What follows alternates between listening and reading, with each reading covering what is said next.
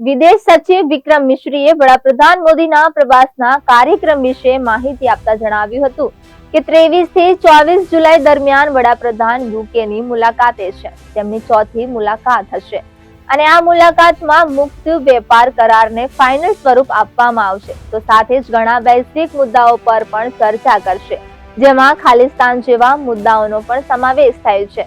બંને દેશના વડાપ્રધાન 24 જુલાઈના રોજ મુક્ત વેપાર કરાર એટલે કે ફ્રી ટ્રેડ એગ્રીમેન્ટ પર હસ્તાક્ષર કરશે. આ પ્રસંગે લંડનમાં વડાપ્રધાન નરેન્દ્ર મોદી સાથે કેન્દ્રીય મંત્રી પિયુષ ગોયલ પણ હાજર રહેશે. વેપાર કરારમાં ચામડા, ફૂટવેર અને કપડાં જેવા શ્રમ પ્રધાન ઉત્પાદનોની નિકાસ પરનો ટેક્સ દૂર કરવાના પ્રસ્તાવનો સમાવેશ થાય છે.